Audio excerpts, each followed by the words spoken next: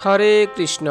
সুপ্রিয় সুধী ভক্তবৃন্দ, আশা করি সবাই ভালো আছেন। তো পরম পুরুষোত্তম ভগবান শ্রীকৃষ্ণের মুখনিসৃত মুখের বাণী শ্রীমদ্ ভগবদ্গীতার জ্ঞান প্রচারের উদ্দেশ্যে আজকের এই ভিডিও। তাই পরমেশ্বর ভগবান শ্রীকৃষ্ণের কৃপা লাভের জন্য ভিডিওটি শেষ পর্যন্ত দেখতে থাকুন।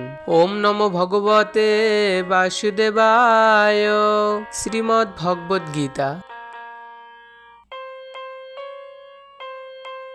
প্রথম অধ্যায় বিষাদ যোগ, শ্লোক নম্বর ৪৫। অর্জুনয়ুবাচ ইয়দিমাম অপ্রতিকারম অশস্ত্রম শস্ত্রপাণয় ধার্তরাষ্ট্রারণে হন্যু তন্মে ক্ষেমতরম ভবেৎ। বোঝার সুবিধার্থে উক্ত শ্লোকের শব্দার্থ নিচে দেয়া হলো, কৃপা করে সবাই একবার পড়ে নেবেন। অনুবাদ: অর্জুন বললেন, প্রতিরোধ রহিত ও নিরস্ত্র অবস্থায় আমাকে যদি শস্ত্রধারী ধৃতরাষ্ট্রের পুত্রেরা যুদ্ধে বধ করে তাহলে আমার অধিকতর মঙ্গলই হবে। তাৎপর্য: ক্ষত্রিয় রণনীতি অনুসারে নিয়ম আছে, শত্রু যদি নিরস্ত্র হয় অথবা যুদ্ধে অনিচ্ছুক হয় তবে তাকে আক্রমণ করা যাবে না। কিন্তু অর্জুন স্থির করলেন যে এই রকম বিপজ্জনক অবস্থায় তার শত্রুরা যদি তাকে আক্রমণও করে তবুও তিনি যুদ্ধ করবেন না।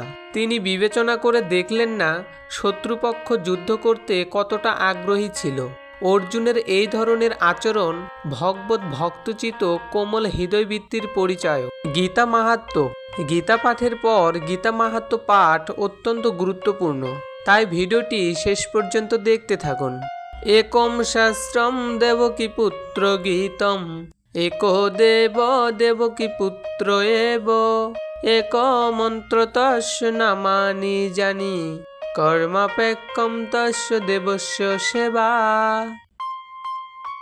বর্তমান জগতে মানুষ আকুলভাবে আকাঙ্ক্ষা করছে একটি শাস্ত্রের, একক ভগবানের, একটি ধর্মের এবং একটি বৃত্তির। তাই একম শাস্ত্রম দেবকী পুত্র গীতম, অর্থাৎ সারা পৃথিবীর মানুষের জন্য সেই একক শাস্ত্র হোক ভগবদ্গীতা।